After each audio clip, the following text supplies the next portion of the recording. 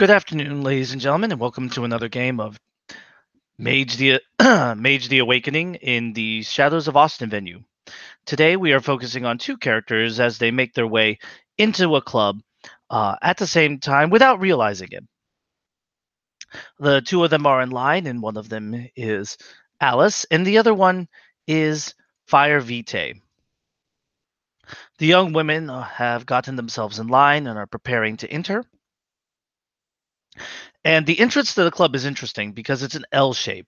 So you can't see the main entrance yet. You walk in, the floor is tile, some of it worn, the lights are flickering. It looks kind of dingy for a place leading to one of the most happening clubs in town, but going by the line they're waiting in, not too much of an issue. As soon as they round the corner, they can see the guard, well muscled, letting people in one at a time, sometimes in groups, mostly young women, and then sometimes the groups with the guys. But it helps if you have a some ladies in your party. The first thing that would happen is that immediately Fire Vitae's peripheral sight would ping as soon as she got into line. Something supernatural is present. And thus our scene has begun.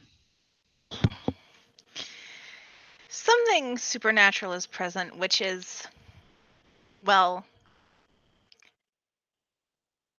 not exactly unexpected considering she is a Thyrsus. And she is aware of spirits. However, she doesn't know what it is yet.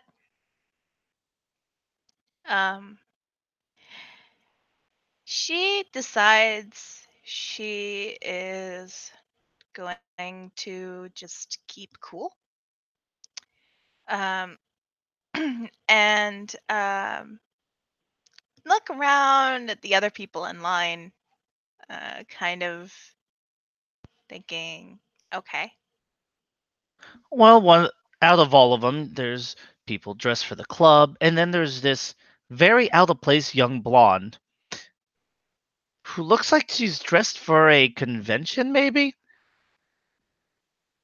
Kind of moderate, maybe a little on the short side Alice in Wonderland dress, up to and including the bow on top of her hairband, and just there with a purse over one shoulder. It's a little strappy thing with uh, images of hearts and Cheshire cats and cards. And fire fire face palms a little bit because it's probably the cosplayer.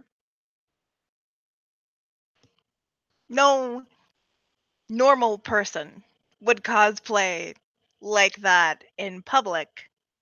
She is certain, unless they were actually at a cosplay event. Um, However, that being said, it is Halloween. Well, it is not Halloween. It is not even October yet.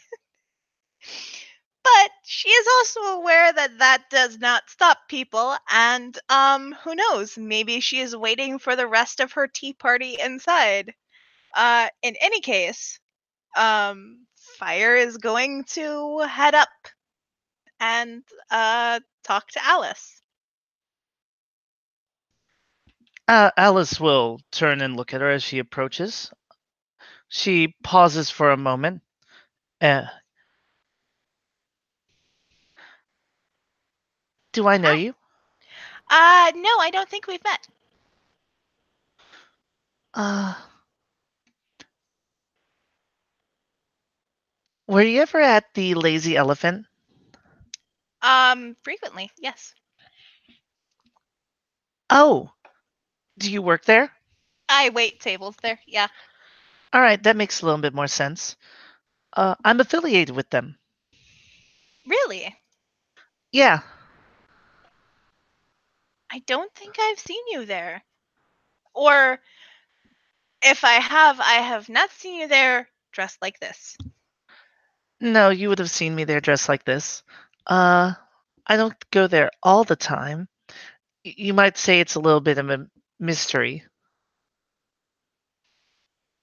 I see. Yum.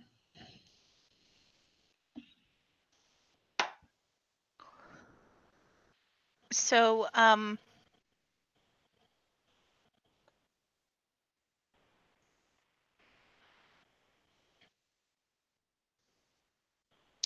so what all do you do there? Or for them?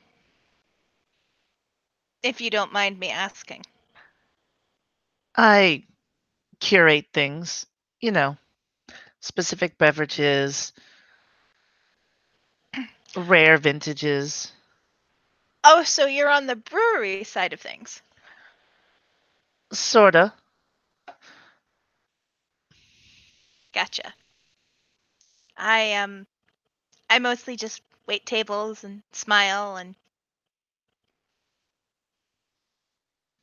yeah.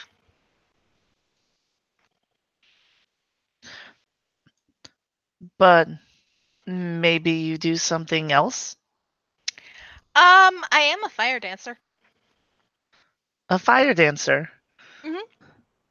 Well, I mean, I dance with other things, but you know, mostly fire.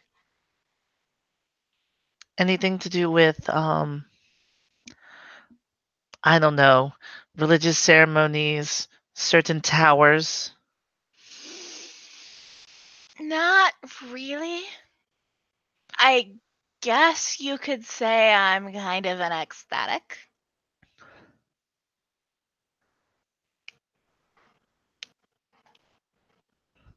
If that makes sense.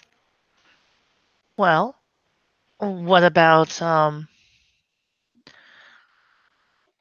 do you work for do you work for any councils for free? Um, Occasionally I will do free counsel. I will do free work for a council, but it's usually things I wouldn't get paid for anyway. And she'll wink. Such is the way of democracy. Yep, such is the way of democracy. I personally prefer academia. Really? Meritocracies.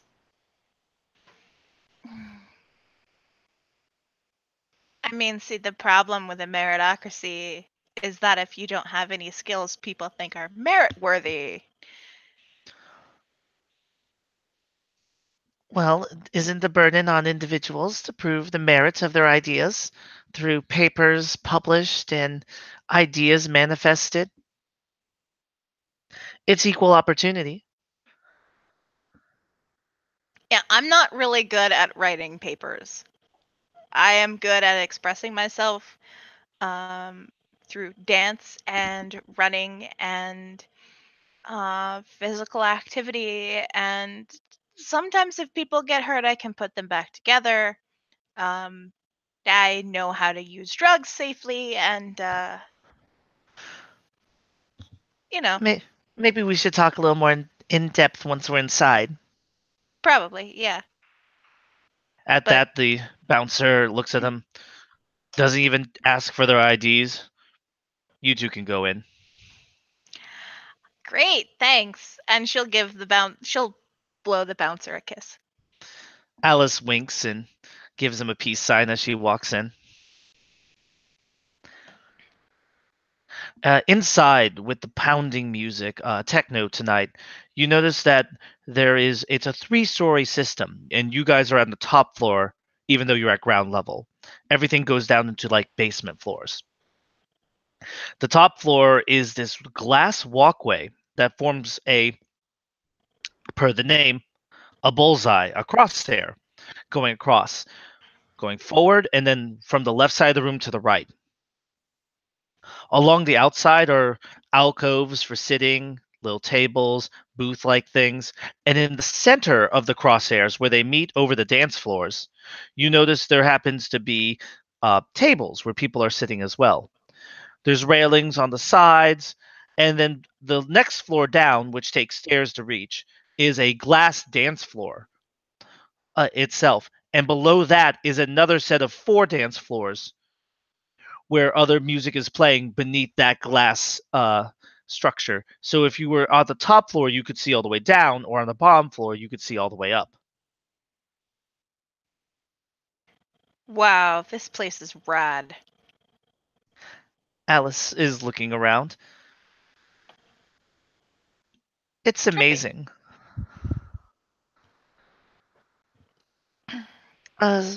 Booth, or she points towards the tables in the center where people seem to be sitting to be seen. If we're gonna talk privately, probably a booth. She'll lead her off to the side, find the booth, take a seat. It's nice, dark, and shrouded, easy to get yourself lost in. This is nice. This is Yeah. cozy. She looks around. It looks discreet. It does look discreet. And she smiles, and the kind of smile she's giving Alice is the kind of smile someone who is kind of far off in their own thoughts gives when they're thinking about something they really enjoy. Alice will fluff her skirt, sit down primly, cross her legs. My name's Alice. Call me Fire. All right, Fire. My name, I go by Fire Vitae, and that's a mouthful, but you can call me Fire. Since we're trading information, I'm a censor with the Mysterium. I am a life ecstatic with the Free Council. Another one. Seems to be a lot of you here. So I've heard. I haven't actually hooked up with too many. I've hooked up with one. She stops herself. I mean, met one. I mean, in the meat sense, not the. Right. No, not the.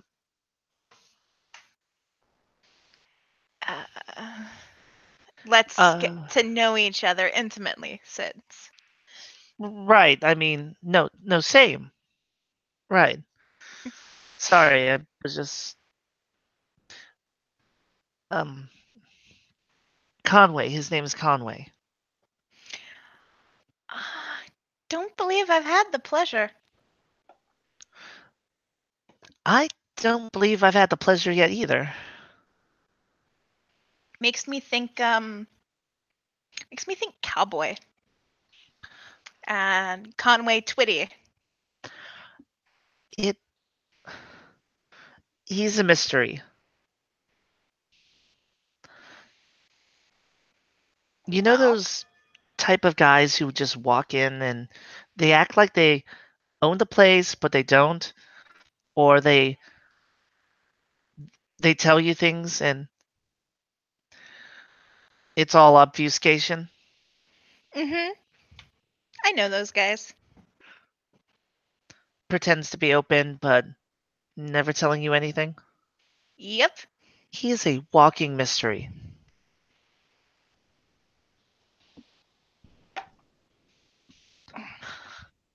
Sounds like my ex.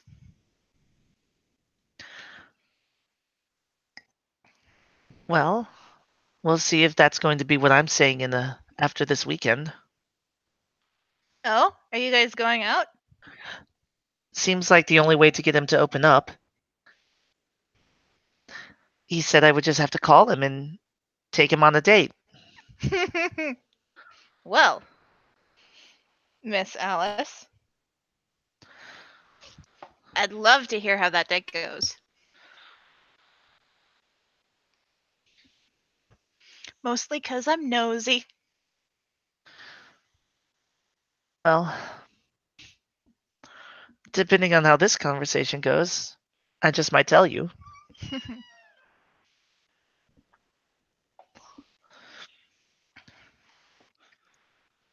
After all, what good's a mystery if no one knows that you have one? Exactly. So, what brings you out here tonight? I haven't been here before.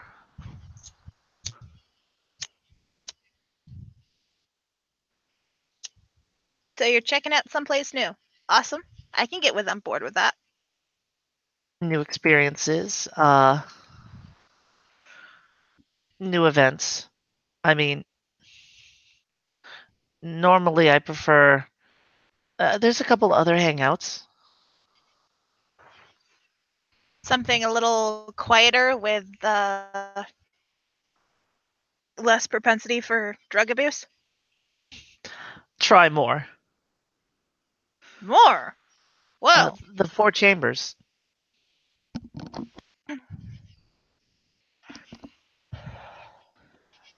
I am familiar with the name. I can't say I have been fortunate enough to patronage it. Patronize it? Punk. They do mostly punk. I have not been to a punk place in a long time. It's nice. I don't have to go like this, she says with a wink. One can just be themselves. Or I get you. not, depending on which of me you think is me. I have a friend, her name is Sabanya. She'd go for long hours trying to figure that one out.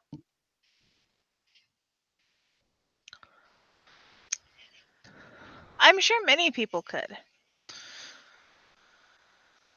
But You definitely look like an Alice. You don't look like any Alice I've ever personally met, but ones I've seen.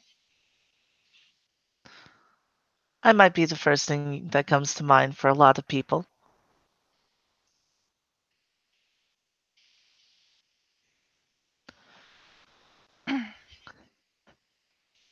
So why are you here? I'm here to experience life and help others do so. In a more intimate, or are we talking just a free expression sort of way? A little bit of both, depending on how the night goes. Well, from what I hear, that's pretty easy to happen. I'm not hunting for anyone to come home with, but if someone wants to go home with me, well, I'm not really feeling like saying no in general tonight. She nods her head at that. So, have you heard anything about, well, I guess the term would be a mugging. I have heard various rumors, some disturbing.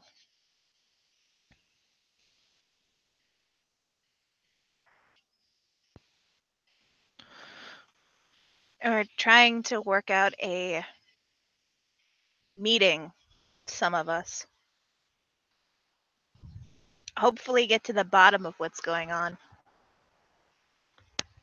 But I don't think I've heard about anything specifically described as a mugging. You probably wouldn't. It's more.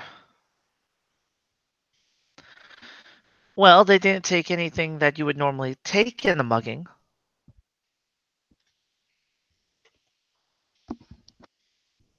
Um,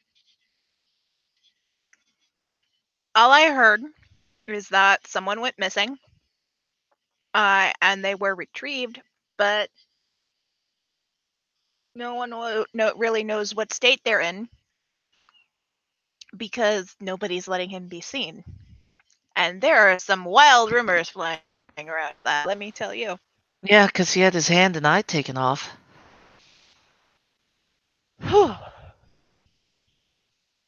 Really? I'll set up a trade. You tell me something, you answer one question, and I'll tell you the whole story. Deal. And don't worry, it's nothing super secret that I would be asking in exchange. What would you like to know? Do you think you could find out what Conway does for a living?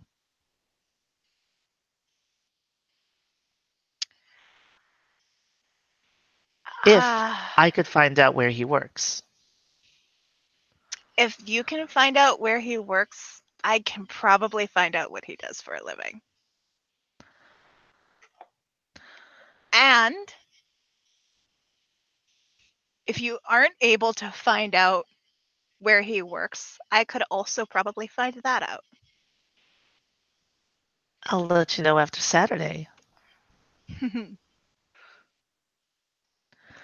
All right.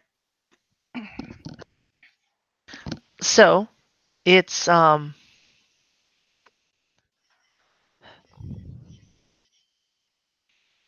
to put this? Well, we found him in a death trance, locked in a cave, and we learned that he had an eye and a hand removed by masked figures.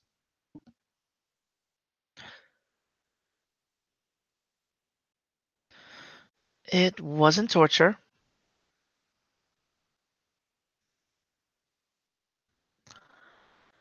But frankly, we don't know why it was done. Only that it was done.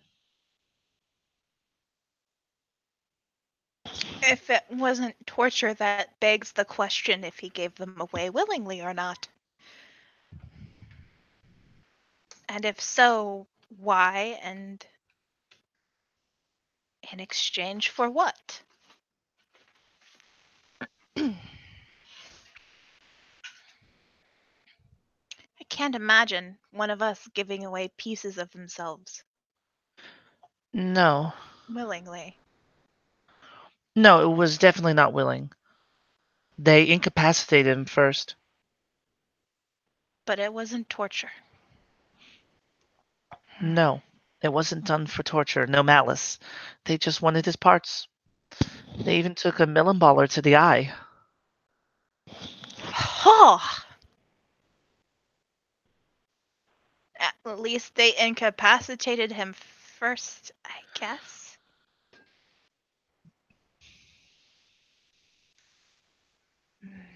That still bodes ill. Yep, and then they left his body to rot.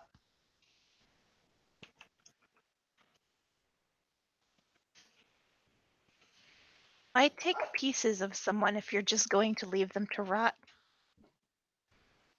What good does that do you? Well, in law enforcement, I know they deal with this all the time. People taking kidneys, livers, other organs. It makes them feel like they're not murderers if they leave the body. If you're still alive and they leave you in a um, technically survivable state, then if you die, then they'll be like, oh, it's his fault for not getting help, not their fault for taking the parts. And the fact that they used a melon baller to take out the eye tells me that they're not trained surgeons, despite the fact that they had some older surgical equipment that they discarded, nonetheless. Okay. So, from the angle I'm sitting at, without knowledge of law enforcement, it looks like they maybe needed something of him. But they didn't necessarily need him alive afterwards. They needed the parts, though, from him while he was still alive. Yes. Transplant? Maybe. But if you were going to do a transplant... Okay. I'm not saying I can take people apart and put them back together yet. But with that ability to do that, with what knowledge I have, it would be easiest if the parts were intact. And a melon baller doesn't seem like a good way to get an intact eye.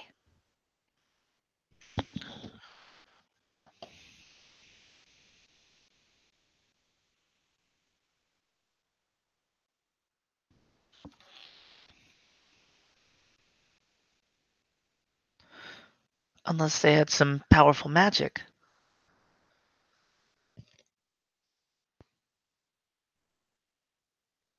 Something that would preserve the integrity of the eye, its ability to see, maybe even its nerve connections. I'm not a doctor. I'm not a surgeon, by the way.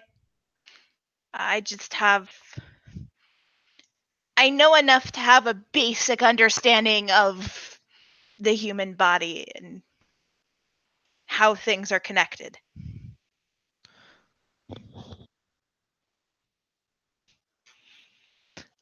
All right.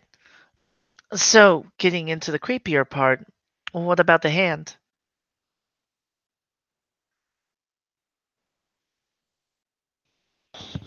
So here's a tricky thing about hands. There's a lot of nerves there.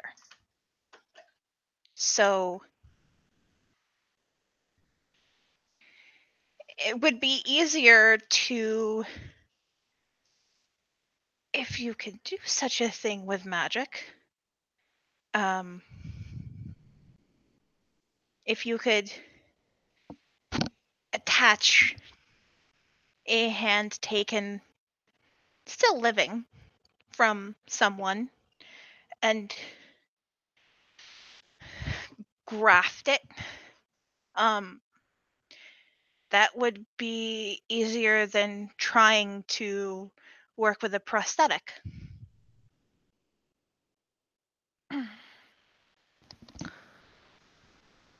But